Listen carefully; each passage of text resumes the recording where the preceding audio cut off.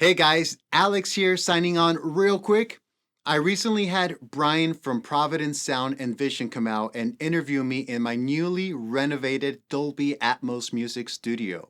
In this interview, I talk about some of the challenges and wins and how to break into the music industry as an independent mixer.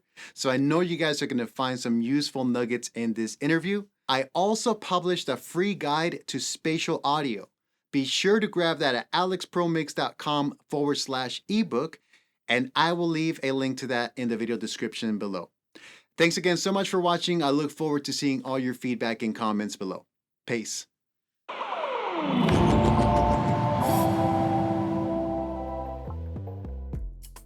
Hi, I'm Brian from Providence Sound and Vision. I'm here with Alex Solano at his Atmos Mix Studio, and today we'll be talking about his switch to KSD speakers and immersive workflow techniques and other cool things Atmos and immersive coming in the future.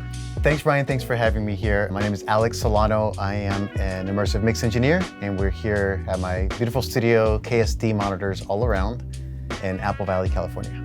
Let's start about your recent move to KSD speakers. What made this decision easy? What did you hear? I reached out to the distributor of KSD in North America when I first heard that they were bringing KSD to North America. They were generous enough to send me a couple of samples to review, because at the moment I was basically rebuilding my studio. I previously had a 714 room with other sets of monitors in 2021, and in 2025 I did some acoustic treatment and construction in the room to kind of help some of the low-end information that was building up on the corners, and I was in the market for new monitors. So when I saw that you guys were bringing in KSD to North America, I reached out to you guys and basically requested for a sample pair of speakers to review. You guys were generous enough to loan me a pair of the A200s Mark IIs. I tested them out. I fell in love with them right away. I mean, it was like unlike anything else that I've heard. So at the time, I really wasn't sure if I was going to go full immersive with those or if I was just going to replace those for my stereo for my left and right. But after weeks of having ongoing discussions and conversations, I was able to test out some of the other models. And you guys were even generous enough to get the guys from KSD directly to kind of do some tech talk and talk about the specifications of my room. And then I knew, like, okay, I'm going to go all the way. I'm going to do it. Did you find your switch to KSD helped perfecting your spatial accuracy or changes in your spatial workflow? Well, the thing with the studio monitor is that it's the one thing you don't want to compromise on, because you're going to make all your mixing decisions based on what it tells you or what it doesn't tell you. And for immersive mixing, I had been doing it for a while. I had been doing it for 4 years prior to upgrading to KSDs. I wanted to upgrade to active speakers. I didn't want to compromise on the sound. I was also budget conscious. And after hearing the technology, the first check technology, full range, and their compact size, and being active speakers, I knew that this was going to be a significant improvement to what I had before. And what models do you have where in your studio? So on the front wall, I use the A200 Mark IIs for left, center, right. On the surrounds, I use the C55s, and in the ceiling speakers, I have the C5s, which are just the right size, and they're hanging from the ceiling. What other hardware are you using in your studio workflow, starting with your computer, getting all the way to the speakers? Mac Studio for sure, Pro Tools with the integrated renderer. For my audio interface, I use the Matrix Studio, which does the room calibration, time alignment, and then that also has support for Dante for my H9000, and then a bunch of outboard gear being powered by the Pulse 16, which is an ADAT converter, so I can get more I/O. And then that goes out to Dorometers and all kinds of other stuff. But basically, the Matrix Studio is outputting analog audio to the active speakers. Are you using HDX or Dante? How are you connecting? My first purchase for my Dolby system was an HDX system, and at the time, Pro Tools didn't have integrated support, so you couldn't use the DSP, so I returned that, and I just got the Matrix Studio. And then when Pro Tools enabled the Dolby renderer to be integrated into the software, you didn't really need a second computer or a different application, so I was able to do everything. And plus, the Mac Studios are so powerful that I'm never short of DSP. When mixing in immersive, you're really not dealing with plugin instances like you do in stereo mixing, because all the stereos have been baked, they've been processed. So it's a different type of approach and treatment than with stereo mixing, where you might need a lot of plugins to treat editing, tuning, and use real-time effects. Did you used to use a two-computer system previously? No, when I got into it in 2021, that really wasn't a requirement unless you were going to use a second computer for the renderer, and then you were going to use that renderer to tune the room. But because I got the Matrix Studio, which has the room calibration built in, a room correction built in, then I didn't really need a second computer for that. Let's talk about the process of tuning your room. What did that look like for you? Yeah, absolutely. So this is definitely not a DIY territory, for any audio engineer. I mean, you want to get somebody involved that specifically does that and does a really good job at that. So the company that was involved in upgrading the acoustics in my room, they're called Immersive Lab out of Mexico. They have offices here in the US as well. And they helped me with the acoustic improvement of the room. We built 3 custom resonators on the corners, and those resonators were tuned to the room. So we actually tuned the room acoustically first. Then we got all the speakers in here, subwoofers and everything else. And then they helped me with the room calibration for immersive. And so once everything was calibrated, I had the time alignment set up. There was a choice or an option to go bass management or not go bass management. I used 2 subwoofers, and with my previous system, I had bass management enabled. But with this system, because the KSDs are so full frequency range, we didn't do any bass management with subwoofers. They're running full range, they're all tuned, even the ceiling speakers. And the subwoofers are only being used for the LFE channel. How do you decide what's going to your LFE channel? LFE channel and the center channel were the trickiest things to learn about mixing immersive audio. The LFE channel, before my KSD setup, the subwoofers were being used for bass management, which basically meant that at a certain frequency, let's say 90, all the information of all my speakers were going to the subwoofers for bass management. But then I was feeding audio from Pro Tools into those same subwoofers for LFE. So what I had to do, and this is common, you use a subharmonic generator on the channel inside of your DAW before you go into your subwoofer for the LFE channel to distinguish it from the low end. It's basically adding a lower octave. So I was always with the philosophy of less is more, use it to taste. You don't want to lean on it too much. It's worked out good for me. I think now I have more confidence to use the LFE channel, whereas before I was using the subwoofers for bass management plus the LFE. But now the subwoofers are strictly the LFE. So now, I'm not depending on them for bass management. I'm sending information to them, but it's usually maybe bass, more than likely a kick to enhance it. Although for certain styles like EDM tracks where you have these awesome drum fills that have full frequency, you put a little bit of the LFE in it, it really rattles the room. It's really cool. So when you're doing that, you're leaving your drums in the other speakers, and then you're just adding a little bit of the kick into the LFE, or? Correct, yeah. Yeah, very cool. So when you're starting an Atmos mix, do you start in stereo or do you work in Atmos and then fold it down? I know a lot of your work is Atmos only, but if you were to do both, what would your workflow look like? I'm still more confident completing a stereo mix and then processing those stems in Atmos, because most clients are not going to hear the Atmos mix till they approve the stereo mix. So I like to solidify the stereo mix, get that approved by the client, and then convert that over into an Atmos mix. For labels, most of my work is they've done the production, they have a release date with the artist, they've done the mastering, and now, oh, by the way, we need the Atmos, contact Alex. So at that point, they'll get me involved, send me the stems. I match the tonality of the stereo master, which is super important. That stage of the process I usually do on headphones to match the tonality of the process stems pre-mastered to the stereo master. And then once I have that, then I start mixing in the room, putting things in the right place, and making sure I don't lose that tonality that was there initially. But that's where I do my creative decisions. But those stems are baked already, but I still like to keep the stereo mixing mentality separate from the Atmos mixing mentality. So what are you doing creatively, upmixing or other techniques? Sure. So early on, I think the first few years when I doing Atmos mixes, I was definitely relying more on objects, more so than I do now. I always have my go-to positions. For example, pads are always going to go in the back. Acoustic guitars, depending on what their contribution to the arrangement is, are going to go wide or behind the side channels. But nowadays, what I'm doing is building a very solid rhythm section in 5/1. Drums, bass, guitars, depending on the arrangement, and vocals up front. Once I have that 5/1 foundation of the mix, then I start spreading out other elements in the immersive environment, whether that's in the side channels or in the ceiling channels. So what do you decide goes in your center channel? Center channel's tricky because we're used to hearing Phantom Center. The soundstage on Phantom Center sounds so much larger than the center channel. Occasionally, I'll stick to the center channel for just a little bit of divergence of the effects and the vocals. Maybe the kick is there, maybe the bass, but I really don't lean in on it. So you make your 5-1 mix, you're not leaning on the center channel, so you're really just doing 4 plus a sub, more Basically or less, a right? quad, yeah, like a quad plus a sub, and then from that point I begin to feed a little bit of the elements into the other channels. You're starting off in effectively a quad mix, right?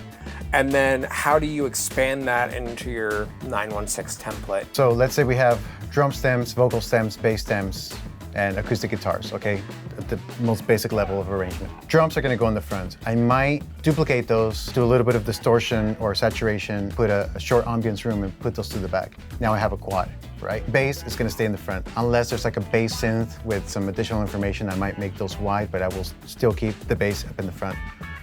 Vocals, because they're printed with effects and sometimes reverb, you can't really mono them and then put them in the center channel because then you lose that width. So that's gonna stay left and right.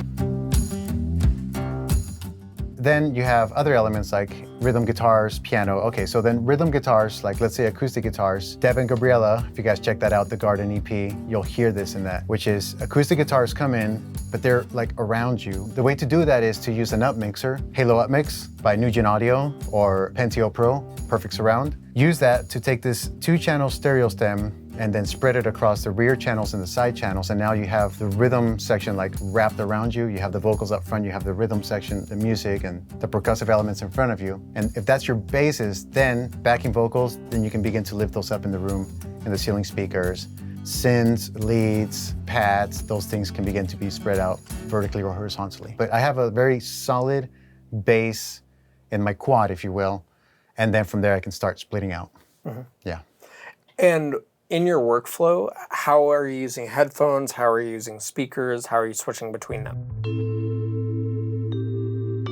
With Pro Tools and with the Matrix Studio, you can switch between headphones and speakers very seamlessly. The binaural output is routed to the physical headphone jack of my audio interface. So anytime I put my headphones on, it's automatically monitoring binaural. That's super important. Headphone mix check is important to ensure the tonality remains the same between the stereo master and what you're doing as an engineer. It's gonna be the way that 9 times out of 10, the client is gonna approve the mix. They're gonna approve the mix on headphones. When we're talking room tuning, what tools are you using? Are you just using DADman? How did you time align your system? The company that I work with, they are authorized by Dolby to tune rooms. They did the room tuning. They used the DADman to apply all the corrective EQ, but it was a manual process. I remember the first time I had my room tuned back in 2021 with my previous system. Brian Pennington from Dolby came out and he spent 8 hours tuning the room, but it sounded amazing afterwards. Have you started creating any music for the Atmos format? Not really creating. I am part of a production team. We create music in different styles, Spanish, English, country, urban, ballads. I do production work there. In that stage of the process, or when I wear that hat, I'm gonna be mixing it in immersive.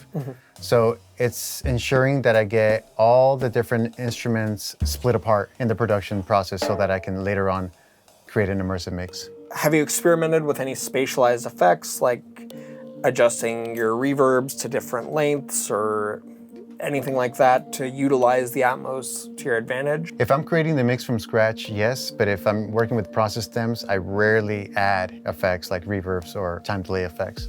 But when I'm working on a mix from scratch and I'm creating the stereo and the immersive mix, nothing's like specifically done for immersive. It's just my typical workflow, which is like on the H9000, for example, I'll definitely have 3 reverbs at minimum, like, short, medium, long for vocals, and then the harmonizer.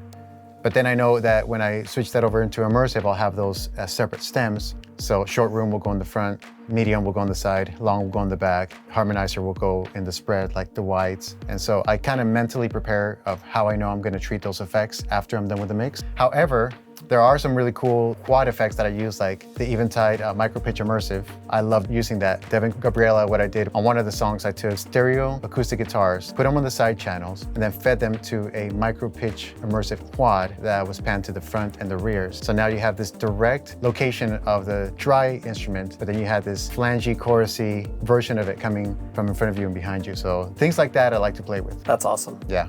When you're creating an Atmos mix, how often are you folding it down to stereo in your workflow? It's interesting you ask that because through my reputation of working in immersive audio, I've had different clients ask me to create new stereo masters. Why? Because I'm making changes to the stems for immersive mixing that are improving the overall mix and presentation. And so by creating a new stereo master from that immersive mix, we usually end up getting better results. So now I'm actually doing both immersive mixing and stereo mastering from the same session by using stereo process stems.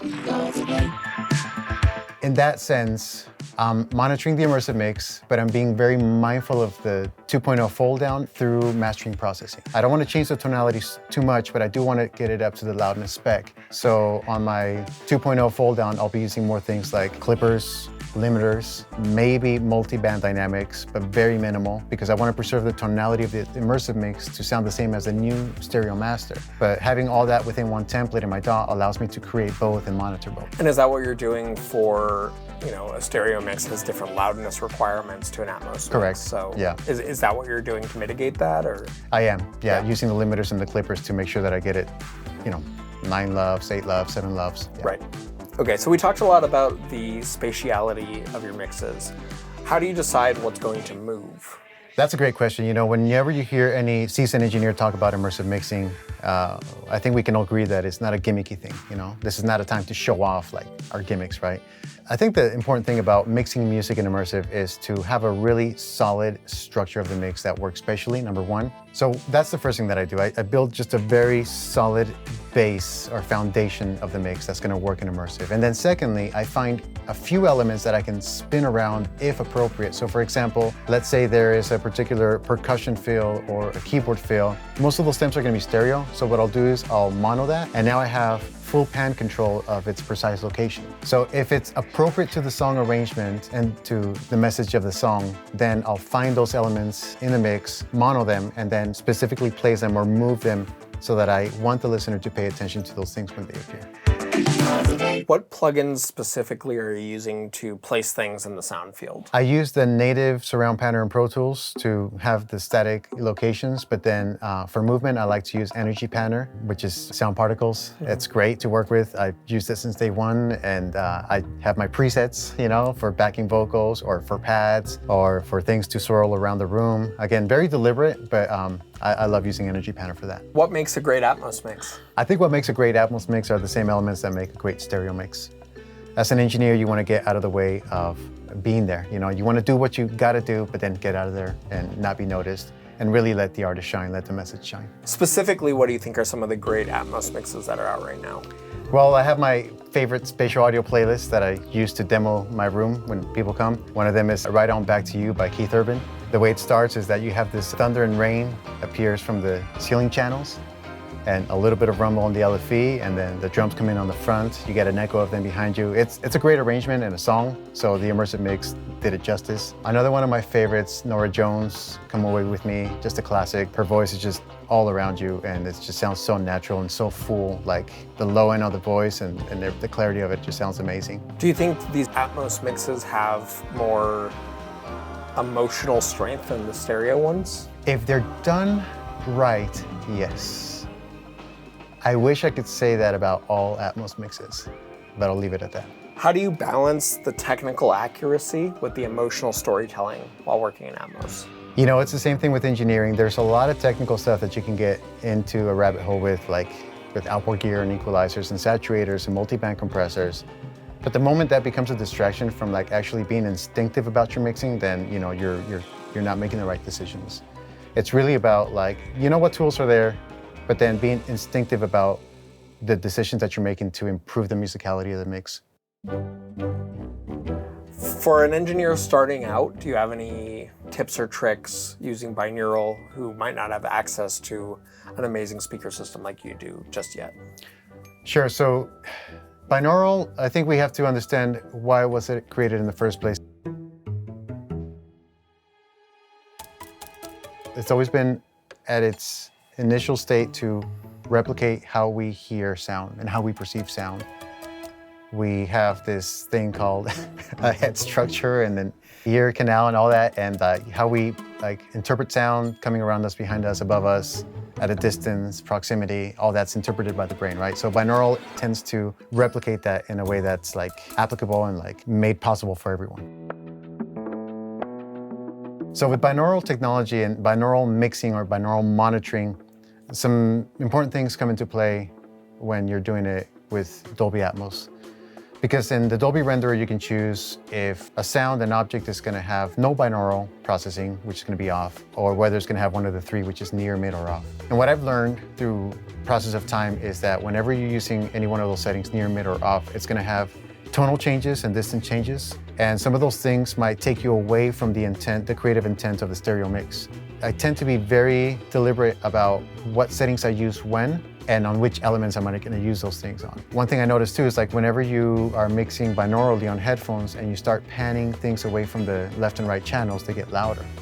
So that means you're either going to have to compensate with a volume change or with an EQ application, especially subtractive EQ. So those are the things to keep in mind whenever you're using binaural technology for mixing, is like how it works, what are the limitations, and then what you can expect to happen when you start moving things in the room, behind you, above you, or even at a distance.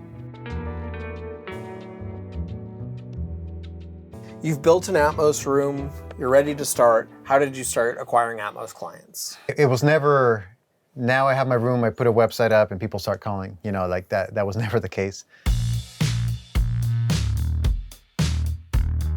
Fortunately, because I live in Southern California, there's a lot of industry events where you can reach out to labels, A&R reps, managers, artists, producers. And so it took a lot of hustle of like actually going out and networking, you know, it really did. And early on in 2021, there wasn't really a lot of educational resources online. That's probably what prompted me to start creating videos on immersive mixing. But going back to your question, it was really like outreach, cold emailing, cold calling. There were 3 companies that really gave me my big break. One of them was Sync Music. They owned the rights to Daddy Yankee, Barrio Fino, and they sent me 5 songs to remaster in Atmos. The other one was Photo Finish, who represent All Time Low, Billy Lockett, Joan, which is another band. They gave me a break and actually did immersive mixes for them, which sounded great, and they still do to this day.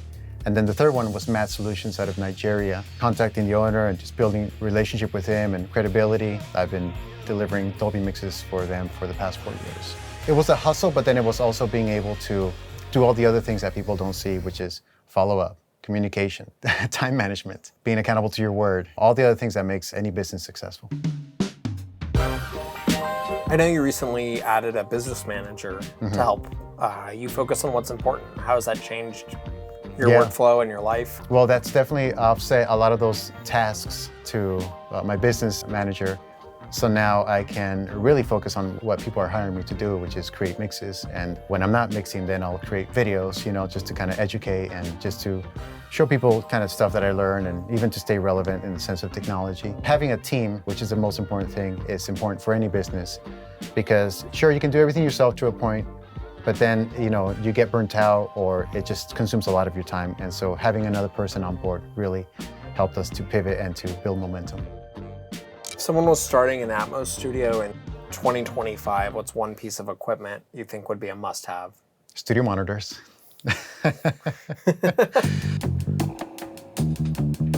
You know, you can do it on headphones, but it can only get you so far. Right. But when you're in a room that's calibrated with studio monitors, multi-channel speakers, you make different decisions altogether than you do on headphones. And for someone starting out who's either new or might be intimidated at diving in, what advice would you give them? Sure, so like if I was starting out and I didn't have access to a room, I would do everything I can to learn this technology and do my mixes on headphones, but then rent a room. Dolby has a website where you can look up music studios in your area by zip code and by country. Rent a room, rent it for 1 or 2 hours, and get familiar with how the mixes translate to a multi-channel format with speakers, finalize the mix, and then send it off for distribution. How are you keeping up with all of the Atmos delivery specs across Apple, Tidal, etc.? You know, it's not as hard as people think. If you hit the loudness target, which is -18 LKFS, and you're below the -1 dB true peak, then you're pretty much okay. You know, I mean, it's not going to cause any issues. If you don't use any up mixers to convert your stereo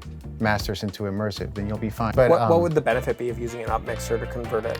Well, Apple and some distribution platforms will take it down. Okay. Yeah, so if you just, you know, say I can do Dolby mixes for $50 a song, and all you're doing is converting stereo to an ADM by using an up mixer, those songs are going to get taken down, right?